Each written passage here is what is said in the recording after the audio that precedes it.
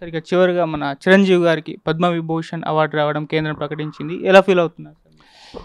Padma Vibhushan award రావడానికి ఆయనకి congratulation చెప్తూ మా తెలుగు కలమ్మ తల్లి ముద్దుబిడ్డ చిరంజీవి గారికి తెలుగు ప్రొడ్యూసర్ కౌన్సిల్ నుంచి ఆయనకి ధన్యవాదాలు తెలియజేస్తూ అవార్డు పక్క ఆయన అర్హుడు.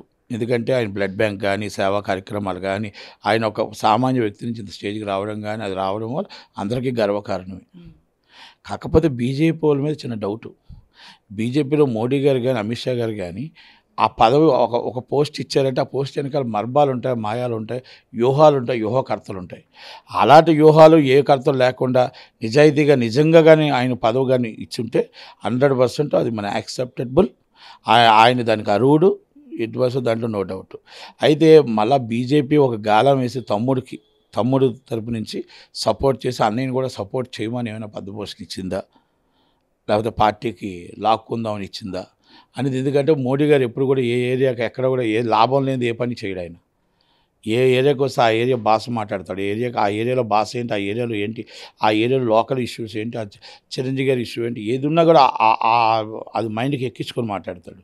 కనుక అమిత్ షా గారు చిరంజీవి గారు ఏమైనా మరి ఇది అమిత్ షా గారు మోడీ గారు ఏమైనా బీజేపీకి రమ్మని ఆహ్వానించి కానీ ఏమైనా పోస్ట్ ఇచ్చారా, లేకపోతే ఆయన నిజంగా అర్హుడు కాబట్టి దానికోసం పోస్ట్ ఇచ్చారనుకుంటే నిజంగా అర్హుడు అయితే పోస్ట్ ఇచ్చారు కాబట్టి ఆయన కంగ్రాచులేషన్ చెప్పి మోడీ గారికి ధన్యవాదాలు చెప్తారు. సార్ ఇటు చూస్తే జగన్ గారికి అండ్ షర్మిల గారికి మధ్య మాటల యుద్ధం. నిన్న షర్మిల గారి ప్రెస్ మీట్ కూడా మీరు చూసే ఉంటారు కాబట్టి ఏం చెప్తారు సార్ వీళ్ళిద్దరి మధ్య గొడవ గురించి? వాళ్ళిద్దరు గొడవ ఉంది. అన్నయ్య ఒక పార్టీలో ఉన్నారు, చెల్లి ఒక పార్టీలో ఉంది. రాజన్న బిడ్డలు ఆయన అధికారం కావాలని ఆయన అనుకున్నాడు, నా రాజకీయ భవిష్యత్తు కావాలని ఆమె అనుకుంది. తప్పే ఉంది. ఇది ఇప్పుడు మొత్తం రాజకీయ వ్యూహాల్లో ఎవరు ఏ పార్టీ అని ఉండవచ్చు, ఆ పార్టీని కాపాడుకోవడానికి ఆమె మాట్లాడుతుంది, వాళ్ళ పార్టీని కాపాడుకోవడానికి ఆయన మాట్లాడతాడు. అంతే, దాంట్లో తప్పే ఉంది. ఇది రాజకీయ వ్యూహంలో ఆమె సీఎం అవుదామని ఆమె అనుకుంటుంది, ఆయన మళ్ళీ సీఎం అవ్వాలని ఆయన అనుకుంటున్నాడు. అంతే, దాంట్లో తప్పే లేదే. అన్నదమ్ములు అనేది ఇంట్లోని అన్న చెల్లి అనేది. ఇక్కడ రాజకీయం వైసీపీ పార్టీ వాళ్ళది, కాంగ్రెస్ పార్టీ వీళ్ళది. నిజమనే దాన్ని పక్కన పెట్టి ఎవరి స్వార్థం కొరకు వాళ్ళు ఒకరిపైన ఒకరు విమర్శలు చేసుకుంటున్నారు అనుకోవచ్చు. స్వార్థం ఏముంది, నిజమే ఉంది, స్వార్థం ఉంది. రాజకీయం అంటేనే స్వార్థం, రాజకీయ భవిష్యత్తు అంటేనే స్వార్థం. ఆ రాజన్న బిడ్డకు అసలైన వారసుడు నేనని ఆయన అంటున్నాడు. లేదు అసలైన వారసుడిగా హక్కు నాకు, వారసురాలుగా నాకు హక్కు ఉంది, రాజన్న బిడ్డగా నాకు హక్కు ఉంది. కాబట్టి నన్ను ఆస్వాదించండి ప్రజలు. మా అన్న ఏమీ చేయలేకపోయాడు. మా అన్న మొత్తం టోటల్గా అంధకార్యం చేశాడు. 5 సంవత్సరాలు రాష్ట్రాన్ని అంధకార్యం చేశాడు. ఈరోజు మొత్తం రాజధాని లేని రాష్ట్రం ఏదైనా ఉంటే ఆంధ్రప్రదేశ్ ఉంది. ఇది జగన్మోహన్ రెడ్డి గారు, రాజశేఖర రెడ్డి గారు పేరు తీసేశారు, పేరు పాడు చేసేశారు. ఆయన అభివృద్ధి కార్యక్రమాలు అన్నీ కూడా మొత్తం నీరు కలిపేశారు. ఈరోజు కరెంట్ లేని అంధకార్యంలో అయిపోయింది. కనుక నాకు ఒక్కసారి ఛాన్స్ ఇవ్వండి, నేను రాజశేఖర రెడ్డి గారి బిడ్డగా రాజశేఖర రెడ్డి గారి పాలన తెస్తానని ఆమె అడుగుతుంది, ప్రజలను అడుగుతుంది. తప్పేం లేదు దాంట్లోని. అంటే సార్ ఫ్యామిలీని విడగొట్టింది కాంగ్రెస్ ప్రభుత్వం కాదు, స్వయాన అన్నగారు వల్లే మా ఫ్యామిలీ విడిపోయింది, దానికి మా అమ్మే సాక్ష్యం అని చెప్పారు. అదొక వ్యాఖ్య చేసింది. మళ్ళీ బాబాయ్ ఎలా చనిపోయారో కూడా తెలుసు అంటే ఇటువంటి వ్యాఖ్యలు చేస్తూ జగన్ గారి పైన అంటే ఎందుకు పూర్తిగా చెప్పకుండా సగం ఇలా చేస్తుంది? రాజకీయానికి టైం ఉంది కదా, రోజుకు ఒక బాణం ఎగేస్తూ ఉంటారు. తెలిసిన నిజాలన్నీ ఆమె చెప్పడానికి ముందుకు వచ్చింది, చెప్తూనే వస్తుంది. బాబాయ్ ఎలా చనిపోయాడో అందరికీ తెలుసు. కనుక బాబాయ్ కేసు ఈరోజు ఎవరు చంపారో చెప్పలేని పరిస్థితుల్లో ఆంధ్రప్రదేశ్ గవర్నమెంట్, జగన్మోహన్ రెడ్డి గవర్నమెంట్ ఉంది. కనుక ఆమె ఒకటి మాట చెప్పారు. అమ్మకు తెలుసు అంటే ఆమె రాజకీయంలో ఆయన ఒక్కడే రాజకీయ నాయకుడు కాదు, నేను కూడా ఈ వైసీపీ పార్టీలో ఒక భాగంలో నేను కూడా పాదయాత్ర చేశాను, నేను కూడా కష్టపడ్డాను, ఈ పార్టీ రావడం కోసం నేను కూడా శ్రమించాను. కాబట్టి నాకు కూడా రాజకీయంగా నాకు కూడా పదవి కల్పించాలనుకున్నా, ఆ పదవిని కల్పించకుండా నాకు రావాల్సినవి ఏమున్నాయో అవి కూడా చేయలేదు. కాబట్టి అది మా అమ్మగారి సాక్ష్యం. కాబట్టి జగనన్నే మా పార్టీని మా కుటుంబాన్ని విడగొట్టాడు, కానీ ఎవరు ఏ పార్టీ కూడా విడగొట్టలేదు అనేది ఆమె చెప్పనకే చెప్పారు. సార్ ఇటు యాత్ర 2 మూవీ ఆపడానికి మీరు ప్రయత్నించడానికి చూస్తున్నా, మీరు కూడా ఒక లెటర్ కూడా రాశారు. అంటే ఎందుకు, అంటే మీరు మూవీ చూడకుండానే ఈ మూవీని ఆపడానికి ఎందుకు ప్రయత్నిస్తారు? బరాబర్ సినిమా ఆపడానికే ప్రయత్నం చేస్తాం. ఎందుకంటే యాత్ర వేరు, యాత్ర 2లో దారి తప్పింది. యాత్ర 2లో వ్యంగ్యంగా, అసభ్యకరంగా చంద్రబాబు నాయుడు గారు ట్రైలర్లో మనం చూస్తే చంద్రబాబు, సోనియా గాంధీ గారు అందరినీ కూడా మాట్లాడడం జరిగింది. అంటే ఒక సినిమాని అడ్డు పెట్టుకొని ప్రతిపక్షాన్ని తిట్టడానికే పెట్టుకున్నారు. దానికి సెన్సార్ సర్టిఫికేట్ వాళ్ళు ఆమోద ముద్ర వేసి వైసీపీకి సపోర్ట్గా సెన్సార్ సర్టిఫికేట్ ఇచ్చి తిట్టడానికి ఆ ఒక సినిమాని వదలడం అనేది కరెక్ట్ కాదు. మీరు మొత్తం టోటల్గా రాజకీయంగా సినిమాలు ఎన్నైనా తీసుకోండి, ఎదుటి వారి ప్రతిపక్షాన్ని మీరు ఎత్తి చూపండి, అధికార పక్షాన్ని ఎత్తి చూపండి, అంతే తప్ప దాన్ని అసభ్యకరంగా వ్యంగ్యంగా మాట్లాడడం అనేది కరెక్ట్ కాదు.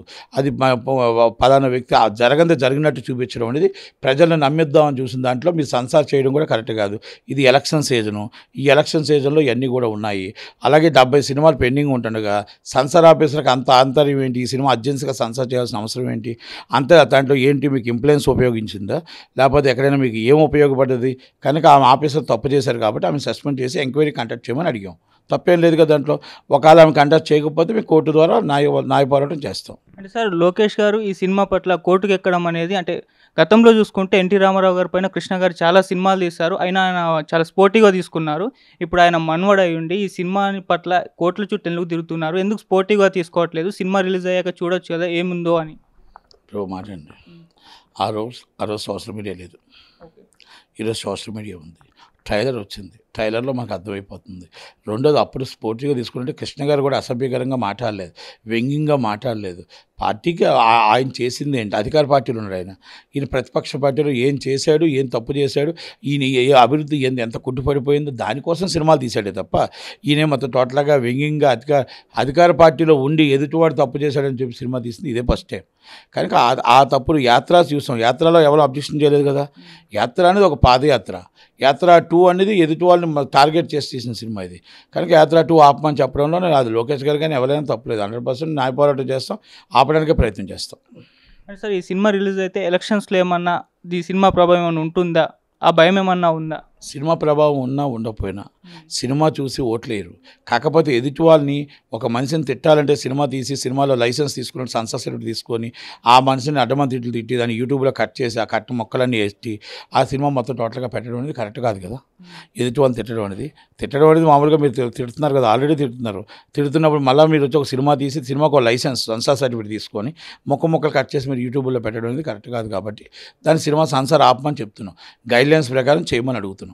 అది అంటే ఎందుకు సార్ బీజేపీ ప్రభుత్వం పైన, అంటే ఎలక్షన్స్ ముందు వాళ్ళు ఏది చేసినా కూడా అది పొలిటికల్ స్టంటే అని అంటున్నారు. అంటే రీసెంట్గా అయోధ్య ప్రాణప్రతిష్ఠ చేసినప్పుడు కూడా పొలిటికల్ స్వలాభం కోసం ఇది చేస్తారు. ఇప్పుడు చిరంజీవి గారికి ఇది అనౌన్స్ చేసినప్పుడు కూడా దీన్ని కూడా పొలిటికల్ వేలో చూస్తున్నారు. ఎందుకంటారు? ఎలక్షన్స్ సీజన్ ఉంది, ఎలక్షన్ సీజన్లో అన్నీ వస్తాయి.